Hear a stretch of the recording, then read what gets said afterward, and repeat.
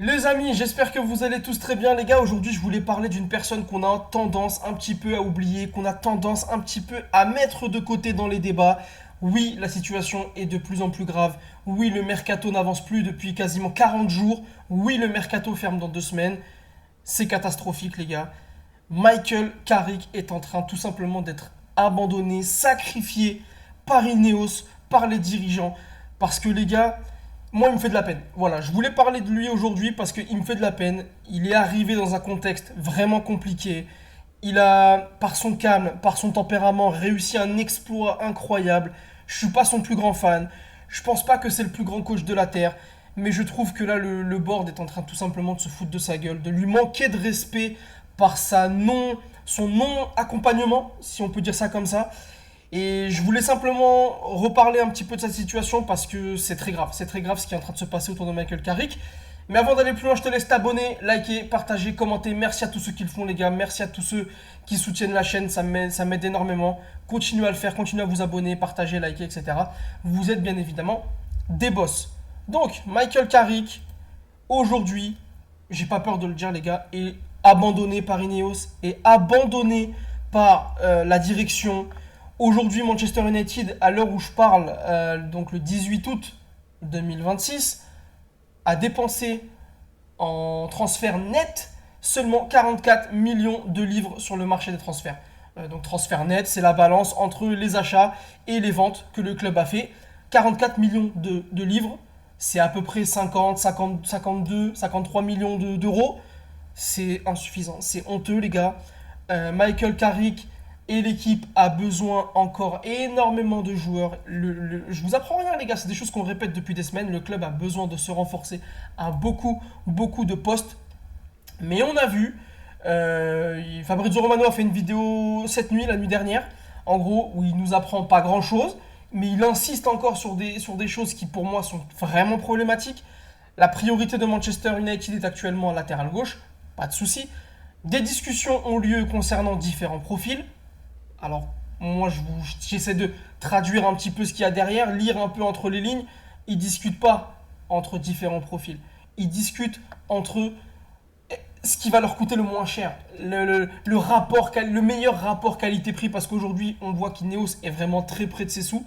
Euh, si tu voulais vraiment discuter sur des profils qui vont t'amener, te faire passer un step d'un point de vue sportif, on les connaît les noms, on les connaît, c'est du Lewis Hall par exemple. Si vraiment tu as envie de faire un Lewis Hall, voilà, tu mets le prix qu'il faut et tu te renforces sur du long terme avec un Lewis Hall. Là, ils sont en train de discuter plutôt sur des profils des profils qui ont des clauses libératoires pas trop chères ou des indemnités de transfert pas trop chères. Voilà, des opportunités. Et moi, c'est le mot opportunité, les gars, moi, qui me dérange, qui m'énerve concrètement. Parce que Fabrizio Romano ajoute, quant au milieu de terrain, ça pourrait dépendre des opportunités de marché. Michael Carrick pousse, y compris en privé, pour avoir d'autres recrues. Alors si Michael Carrick pousse, les gars, c'est que ça pue. C'est qu'il sent que le club est en train de mettre une douille, non seulement à lui, aux supporters aussi, parce qu'on nous a promis des choses, globalement. Barada, il y a eu des discours qui allaient en ce sens. Même Radcliffe qui avait des discours qui allaient en ce sens, qu'on allait se renforcer, qu'on avait besoin de se renforcer, etc. Mais là, le club est en train de faire un mercato de petits bras, d'opportunités, de ci, de ça. Et j'ai tweeté ça tout à l'heure où j'ai dit Carrick a gagné le droit d'avoir un vrai mercato à la hauteur de la performance de la saison dernière. Il a gagné ce droit. Il a montré qu'en lui donnant encore plus de billes, qu'en lui donnant encore plus de solutions dans l'effectif, de profondeur dans l'effectif, il pouvait potentiellement réaliser de grandes choses. Et là, on est en train de le saboter. Ineos est complètement en train de le lâcher. Le mot opportunité, moi ça m'énerve les gars, parce que là, Ineos réalise un mercato à réaction, selon ce qui se présente sur le marché. Il n'y a aucune détermination, il n'y a aucune vision et anticipation sur du long terme. Moi je dis bon courage Carrick, parce que les gars, il va passer dans la lessiveuse. Il va passer dans la machine à laver. Il va réaliser une saison, alors j'espère pas, mais je pense qu'on va avoir une saison difficile en l'état, en jouant sur tous les tableaux, avec un effectif qui est sensiblement le même que l'année dernière. Et je vais même aller encore plus loin, les gars. On a la même défense. Donc Luke Shaw à gauche, Diogo Dalot à droite, Maguire, Martinez. C'est la même chose que ce qu'on avait il y a 4 ans. Voilà, il y a un screen qui est ressorti là sur Twitter, il y a 4 ans, quand on prend 4-0 contre Brentford. Non, c'était pas contre Brentford, je sais plus c'était contre qui exactement, mais c'est la même charnière qu'on va potentiellement avoir cette saison. Est-ce que c'est normal, les gars? Ce n'est pas normal. On sait que c'est un énorme point faible défensif qu'on a, et ça fait 4 ans qu'on ne le règle pas. Au milieu de terrain, j'en parle même pas. On a perdu Casemiro, Ugarte il est out, etc. Le club dort. Donc moi je dis bon courage Carrick parce que il va passer dans la machine à laver comme je dis. Il va être en première ligne des critiques, injustement, si ça se passe mal. Ineos va passer à travers les gouttes, ou en tout cas va pas essuyer les mêmes critiques médiatiques et des supporters que Michael Carrick. Et bah moi ça m'énerve un petit peu les gars, ça m'énerve un petit peu.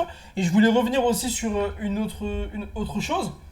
Il y a quelques semaines j'avais fait une vidéo où j'ai dit qu'Ineos ne bossait pas. Pour moi Ineos ne travaille pas sur ce mercato, n'a pas travaillé sur ce mercato. On m'a répondu, calme-toi, le club travaille dans l'ombre, regarde ce qu'on a fait sur Tillmans. Et moi les gars je vous ai répondu, Tillmans, c'est une opportunité. C'est une clause qui a été sautée. Ce n'est pas lié à un travail de fond, ni à des négociations. C'est pas un joueur qu'on est allé arracher à son club. Il y avait une clause, on s'est dit, hop, il y a une opportunité à faire, on pète la clause. C'est tout. C'est tout. C'est pour ça que personne n'a vu ça venir. C'est parce que c'est quelque chose qui s'est fait, je vais pas dire au dernier moment, mais vraiment, il n'y a pas eu énormément de discussions en fait. Ils ont flairé l'opportunité, ils ont pété la clause et hop, oh là là, regardez, Ineos travaille dans l'ombre, ils donnent pas à manger aux insiders, ils donnent pas à manger aux supporters, aux journalistes. C'est pas qu'ils donnent pas à manger, c'est qu'il n'y a rien à manger. Il n'y a rien à manger. Le club ne travaille pas, les gars. C'est tout simple. Sortez-vous ça de la tête. United est le club le plus médiatique d'Angleterre. Si tu bosses à United, ça se sait. Si tu actives des pistes à droite à gauche, ça se sait forcément. Et j'ai un frérot qui m'a répondu, qui m'a dit, c'était il y a 1 heure, je te conseille d'attendre, parce qu'en soi, on est à 2 joueurs près que tout le monde change d'avis sur le mercato et 2 joueurs, ça se signe en moins de 2 semaines. Ouais, mais non, les gars, c'est trop facile. Et moi, je lui réponds, peu importe comment le mercato se termine, peu importe qui on vient signer là sur les 2 dernières semaines, le mercato pour moi est décevant. Quoi qu'il arrive, il sera décevant. Pourquoi? Parce que tu recrutes 1 ou 2 joueurs en fin de mercato, tu leur fais louper la prépa. C'est un gros manque d'anticipation. Le club a dormi. On n'est pas à l'abri d'avoir 1 ou 2 panic buy là sur la fin de mercato. Et après, ils vont nous dire, ouais, bah regardez, on a acheté. Ouais, mais les gars, Ineos là, vous compliquez la tâche à Michael Carrick parce que pendant cette pré-saison, il a travaillé des choses, il a essayé de mettre des choses en place avec André Santos, il a essayé d'intégrer Yuri Tillmans. Il y a beaucoup de travail, on l'a vu contre l'AC Milan. Et tu vas lui rajouter des joueurs potentiellement même pas prêts pour la première ligue. Il va devoir essayer de les intégrer, il va essayer de faire monter la mayonnaise, etc. Et si ça marche pas, eh ben on va lui reprocher. Les gars, vous lui compliquez la tâche. Vous lui faites des cadeaux empoisonnés en permanence. Là, vous allez lui rajouter un latéral gauche, potentiellement un milieu de terrain. Et c'est pas un magicien, les gars, c'est pas un magicien. Et moi, les gars, je veux pas revenir sur le sujet Amorim. Il s'est passé ce qui s'est passé, etc. D'ailleurs, j'ai oublié d'allumer ma petite lumière. Voilà, je suis dans l'ombre, je suis dans l'obscurité, là, tout m'énerve. Mais bref, en tout cas, tout ça pour dire que, pour revenir sur le sujet d'Amorim, bah les gars, souvenez-vous de la conférence de presse après le match contre Leeds, où il se fait virer. C'est exactement ce qu'il reproche à Ineos, et notamment à Wilcox. Moi, je pense vraiment qu'il y a un gros bif avec Wilcox et Amorim à l'époque. Vous ne faites pas votre travail et vous interférez dans le mien. C'est ce qui est ressorti du discours d'Amorim. Et là, force est de constater, bah, il avait raison. Ils ne font pas leur travail vis-à-vis de Michael Carrick. Ils ne l'accompagnent pas. Et je regarde des clubs comme Coventry, des clubs comme Ipswich, qui sont des promus, qui claquent encore beaucoup, qui ont claqué beaucoup d'argent. Un club comme Chelsea. Alors Chelsea, avec tout ce qu'on peut lui reprocher, c'est pas spécialement un exemple à suivre sur beaucoup de choses. Mais ils sont en train de monter l'équipe qu'il faut pour Xabi Alonso. Liverpool, ça a recruté. Manchester City, ça a recruté. Et ça va potentiellement faire Boadi aussi. Tottenham, j'en parle même pas. Les gars, c'est merdique. Ce qu'on est en train de faire, c'est merdique. Et là, Louis Whitwell qui a sorti un article tout à l'heure. Le club rechercherait un joueur hybride, latéral gauche, milieu de terrain, qui peut jouer dans les deux possibilités, dans les 2 postes. Bah, il y avait Miles Lewis-Kelly, mais on sait qu'il ne veut pas venir, il ne veut pas quitter Arsenal. En fait, il cherche à chaque fois, le storytelling qui te balance là, dans les médias, c'est à chaque fois il te cherche le mouton à 5 pattes en fait. C'est le joueur qui veut venir que à Manchester United, qui est jeune, qui n'a pas une grosse indemnité de transfert, qui va pas coûter un gros salaire, qui est capable de jouer latéral à gauche plus milieu de terrain. Pour qu'au final, à la fin, ils nous disent eh bah oui, mais les gars, nous on n'a pas su trouver le joueur capable de remplir tous ces critères.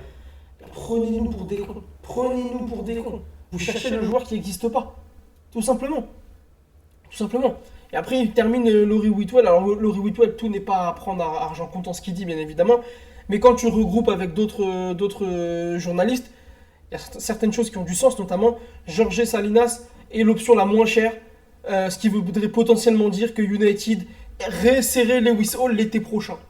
Et ça nous sort la même histoire, le même storytelling. Rappelez-vous quand? L'année dernière avec Baleba. L'année dernière avec Baleba qui était trop cher. On va le retenter l'année prochaine. Ils sont en train de nous endormir. Lewis Hall, si on ne le fait pas cette année, on ne le refera pas l'année prochaine. Et encore pire parce qu'il va certainement vivre une saison compliquée avec Newcastle qui est en train de vivre un virage sportif, qui a perdu beaucoup de cadres. Donc Lewis Hall potentiellement va revivre la même saison que Baleba. Et on va se faire couiller. On va se faire couiller et ensuite il va signer dans un autre club et il va exploser. On va avoir que nos yeux pour pleurer, tout simplement. Et oui, il y a cette image-là qui me fait rire où le 11 de départ de Manchester United, c'est Manchester United est intéressé, discute, explore, progresse, admire, avance, considère, apprécie. Le champ lexical du le champ lexical du je vous endors. Voilà, c'est ça, je vous endors. Parce que là, actuellement, les gars, les options de Michael Carrick au milieu de terrain, c'est qui? Tillmans et Santos qui sont des recrues. Donc, il y a une mayonnaise à prendre. Mainu, ok. Bruno Fernandes, qui n'est pas fait pour jouer dans le double pivot, donc je le compte même pas là-dedans. Mount, qui sera jamais disponible, je le compte même pas là-dedans. Ugarte, saison finie, donc je le compte même pas là-dedans. Donc concrètement, on a 3 joueurs pour 2 postes. Voilà. 3 joueurs pour 2 postes. On va jouer championnat, Ligue des Champions, Carabao, FA Cup. Débrouille-toi avec ça, Michael. Débrouille-toi avec ça, Michael. Voilà, c'est ce que le club est en train de te donner comme message. Débrouille-toi avec ça. Sachant que peut-être qu'ils vont lui ramener un autre milieu de terrain, mais ça va être peut-être le milieu de Leicester. Là, j'ai oublié son nom, le jeune de 18-19 ans. Moi, c'est pas ça que j'appelle une recrue qui te fait passer un step. C'est du même acabit que Evan à l'époque et que Tynan Thompson qu'on a fait en début de mercato. C'est le pire mercato que j'ai vu de ma vie. Même les mercatos où on achetait tout et n'importe quoi, des Fred, des Anthony, des machins. C'était comment dire? C'était incohérent sur beaucoup d'aspects, mais là, les gars, on n'existe pas. On n'existe pas, les gars. On n'existe tout simplement pas. C'est catastrophique. Donc voilà, dites-moi ce que vous en pensez, les gars. Je voulais faire une vidéo pour parler de Michael Carrick parce que je pense que, vu comment les choses avancent, je pense que vers décembre, si ça se passe mal, il sera plus là, malheureusement. Et du coup, on va retourner sur un nouveau cycle. Voilà. On va chercher un nouveau coach. On va lui faire des recrues. Un mercato ensuite. Enfin, on va même pas lui faire des recrues. Il va finir la saison comme ça. On va espérer de lui qu'il fasse des miracles. Et ensuite, sur le mercato, on va essayer de l'endormir. Ouais, les gars. Et j'ai vu un truc à confirmer, mais j'ai vu des frérots en discuter sur Twitter. Apparemment, 2027, c'est l'année où les Glazers peuvent récupérer les dividendes sur le club. Quand Ineos a repris le club au niveau sportif, ils ont conclu avec les Glazers que pendant les 2 ou 3 premières saisons d'Ineos, les Glazers ne touchaient aucun dividende. Il me semble que ça se termine à partir de février 2027. Donc ça pourrait expliquer aussi pourquoi le club est aussi au ralenti sur le marché des transferts, parce que les Glazers, la pompe, le vampire Glazer, est toujours au-dessus du club. Et c'est inquiétant, les gars. Moi, c'est très inquiétant. Je vais faire une vidéo soit demain, soit après-demain aussi sur mes attentes sur la saison, bien évidemment, avant que la saison reprenne. Mais là, en l'occurrence, vu comment ça continue, vu comment ça avance, je me fais pas trop d'illusions. Voilà, ne vous baignez pas d'illusions, les gars, je vous le dis. On va être déçus sinon. On va essayer d'être mesuré.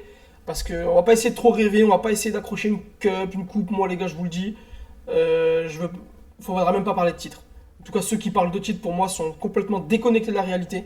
Il faudra pas pleurer quand la saison va mal se passer. Voilà, les gars, dites-moi ce que vous pensez de tout ça. Ce que Mercato vous évoque. Ce Mercato vis-à-vis de Carrick vous fait penser. Dites-moi tout en commentaire, on en discute comme d'habitude, les gars. Merci à tous ceux qui le font. Continuez à vous abonner malgré tout.